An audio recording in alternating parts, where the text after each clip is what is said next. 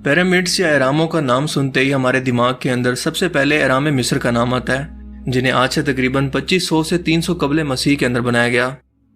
मिस्र में गजा के मकाम पर सबसे बड़े 3 अहराम खुफू, खाफरा और मेनकावर दुनिया के अजायबात में से पहले नंबर पर हैं। इनमें से सबसे बड़े अहराम का नाम है खुफू या चौपस, जो कि 13 एकड़ रकबे पर फैला हुआ है, यानी ये आज के दौर के 16 फुटबॉल के ग्राउंड जितना बड़ा है।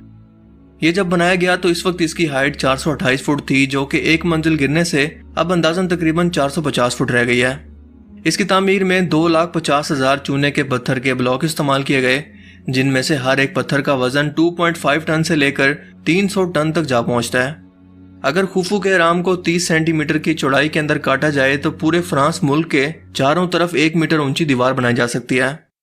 खुफू का अहराम 20 साल के कलील अरसे के अंदर तैयार हुआ और इसकी तामीर में इस्तेमाल होने वाले पत्थरों को अहराम से 800 किलोमीटर दूर मौजूद शहर असवान से लाया जाता। और आज के दौर के अंदर हमारी जदीद तरीन मशीनरी भी इन भारी तरीन पत्थरों को उठाकर इनसे किसी अहराम जैसे स्ट्रक्चर को नहीं बना सकती।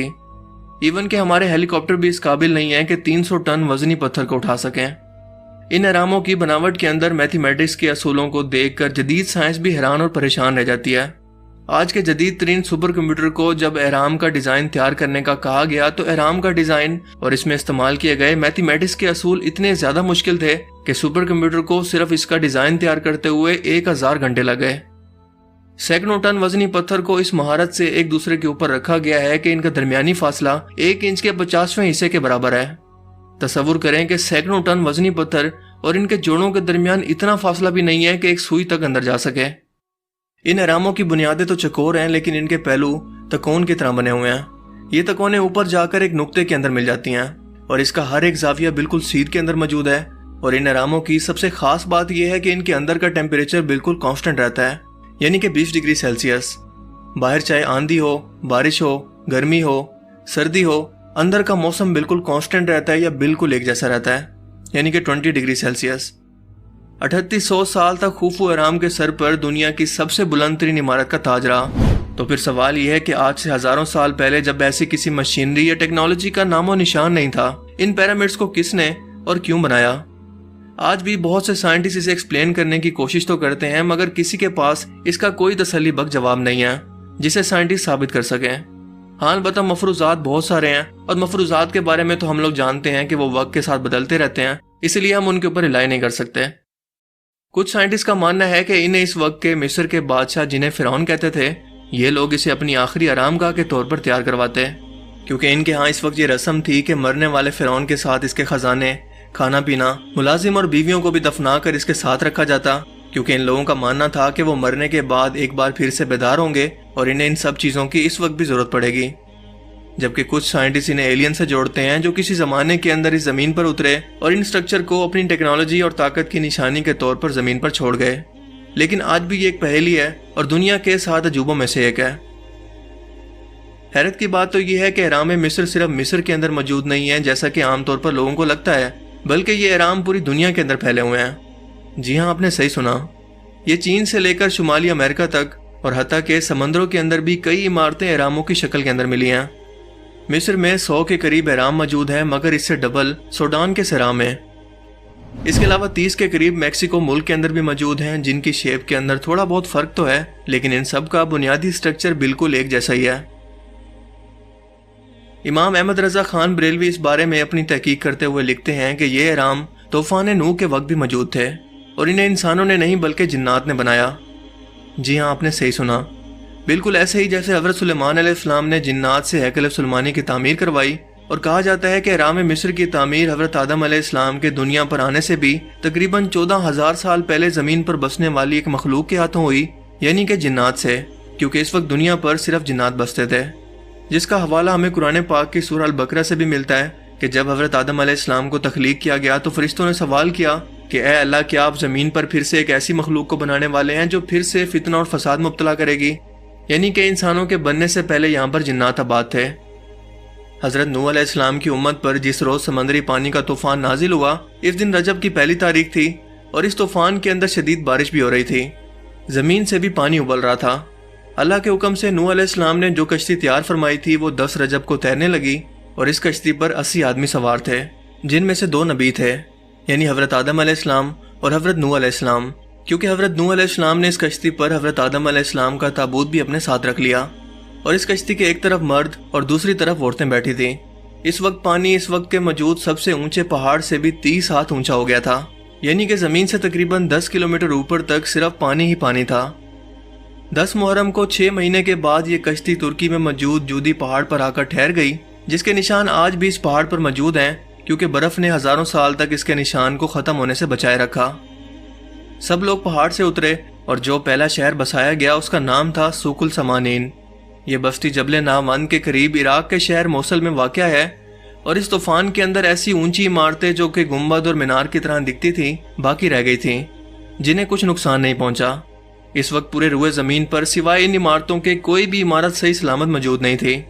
یعنی یہ اہرام حضرت آدم علیہ السلام کی تخلیق سے بھی 5750 سال پہلے یا تقریباً 6500 سال پہلے کے بنے ہوئے ہیں، اور یہ قوم جن کی تعمیر ہیں، جو کہ حضرت آدم علیہ السلام کی پیدائش سے تقریباً 60,000 سال پہلے زمین پر انسانوں کی ہی طرح بستے تھے۔ اگر دیکھا جائے تو یہ سوال اٹھتا ہے کہ جنات جیسی قوم کو اتنی بڑی تعمیر کرنے کی ضرورت کیوں پڑی، وہ بھی انسانوں سے پہلے، کیونکہ اس کے بعد ان کی کوئی بھی ایسی تعمیر ہمیں نظر نہیں آتی جس کے بارے میں کہا جائے کہ یہ جنات کی بنائی ہوئی ہیں۔ بیت المقدس کے بارے میں بھی اگر کہا جائے کہ وہ جنات کی بنائی ہوئی ہے تو وہ جبری طور پر حضرت سلیمان علیہ السلام کے حکم پر جنات سے بنوائی گئی، کیونکہ اللہ تعالیٰ نے جنات کو حضرت سلیمان علیہ السلام کے تابع کر دیا تھا۔ لیکن سب سے اہم سوال یہ ہے کہ 15 سے 20 ہزار سال پہلے جب انسانی قدم نے زمین کو نہیں چھوا تھا، تب جنات کو اس جبری کام پر کس نے مجبور کیا؟ یہ ایک ایسا سوال ہے جس کا جواب ہم نہیں جانتے، کیونکہ اس کا ذکر نہ تو تاریخ کے اندر کہیں موجود ہے اور نہ ہی کوئی ٹائم ٹریولر آ کر ہمیں اس بارے میں بتا سکتا ہے، بلکہ اس کا علم صرف اور صرف اللہ تعالیٰ کی ذات کے پاس ہے۔ تو کیا مصری قوم اس تخلیقات کے بانی نہیں تھے؟ یعنی کہ مصری قوم اس کو بنانے والی نہیں تھی، کیونکہ مصری قوم تو آج سے تقریباً 5000 سال پہلے ہی دریائے نیل کے کنارے آباد ہوئے تھے۔ اور دوسری بات یہ ہے کہ یہ اہرام پوری دنیا کے اندر موجود ہے، نہ صرف مصر کے اندر۔ تو کیا احمد رضا خان بریلوی کے مطابق جنات ہی ان کی تعمیر کے ذمہ دار تھے؟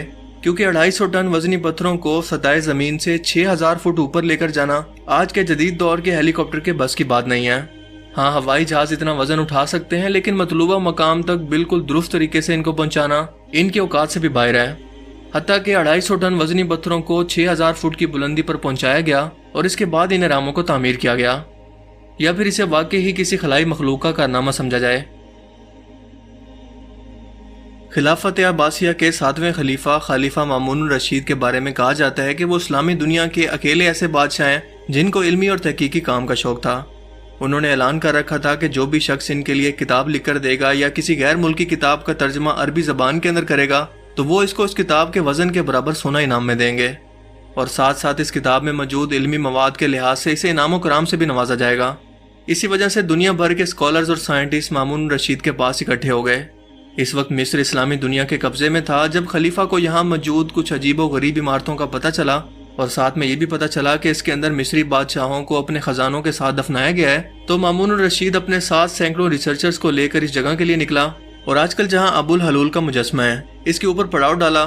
انہیں سخت مایوسی اس وقت ہوئی جب انہیں احرام کے اندر داخل ہونے کا کوئی راستہ ہی نہیں ملا۔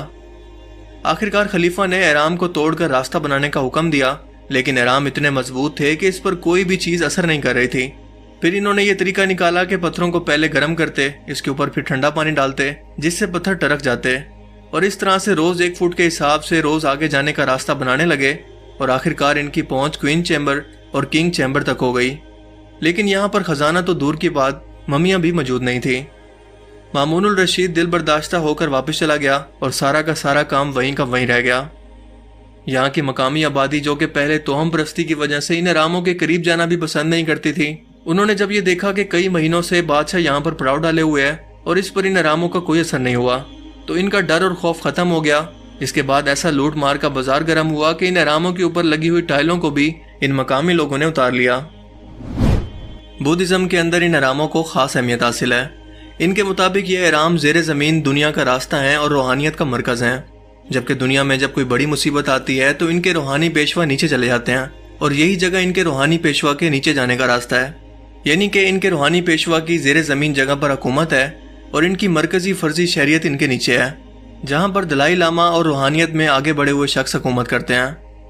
اب اگر سوال کیا جائے کہ چلو مان لیتے ہیں کہ جب تک زمین کے حالات ٹھیک نہیں تھے تب تک تو یہ لوگ نیچے رہتے ہیں، لیکن آج کل جب زمین کے حالات بالکل ٹھیک ہیں تو وہ اوپر کیوں نہیں آتے؟ اس کے علاوہ تاریخ میں نیپولین نے بھی اہراموں کی شہرت سن رکھی تھی۔ اس نے جب مصر پر حملہ کر کے غزہ پر قبضہ کر لیا اور پھر اس کے بعد اہراموں کی بنیادوں کو کھود کر اس کے اندر جانے کا راستہ کھلوایا تو تمام ورکرز کو باہر روک دیا گیا اور نیپولین اکیلا اس اہرام کے اندر داخل ہوا۔ جب یہ باہر نکلا تو اس کے چہرے پر کافی گمبھیر خاموشی تھی۔ اس نے اپنے ساتھیوں کو سامان اٹھا کر یہاں سے چلنے کے لیے کہا اور ان کے پوچھنے پر بالکل کچھ بھی نہیں بتایا کہ وہ اتنا خاموش کیوں ہے۔ غرض یہ کہ اہرام مصر ایک ایسی پہیلی ہے جس کو حل کرنے کے اندر آج کی ہماری موجودہ سائنس اور موجودہ دور کے ایڈوانس ترین انسان کی عقل ناکافی ہے، لیکن کوشش اور کھوج انسان کی فطرت کے اندر شامل ہے، اور اب یہ دیکھنا ہے کہ یہ فطرت اسے کہاں تک لے جاتی ہے کہ ہزاروں سال سے نیچر اور وقت کی مار کو جھیل کر وقت اور انسانوں کو چیلنج کرنے والی یہ پہیلی آخر انسانوں کے ہاتھوں کب حل ہوتی ہے اور حل ہوتی بھی ہے کہ نہیں۔ میرا اپنا ذاتی طور پر یہ ماننا ہے کہ یہ کسی انسانوں جیسی مخلوق کا کام نہیں ہے، بلکہ جنات کا ہی کام ہے جو کہ طاقت کے اندر بے مثال ہوتے ہیں۔ لیکن آپ اس بارے میں کیا سوچتے ہیں؟ اپنی قیمتی رائے کا اظہار کمنٹ سیکشن میں ضرور کیجیے گا۔ اگر آپ کو یہ ویڈیو اچھا لگا تو اسے ضرور لائک کیجیے اور اپنے دوستوں کے ساتھ بھی ضرور شیئر کریں۔ اب میں ملوں گا آپ سے کسی ایسی ہی نئی انٹرسٹنگ ویڈیو میں، تب تک کے لیے اپنا بہت سا خیال رکھیے گا۔ Thanks for watching this video. اللہ حافظ۔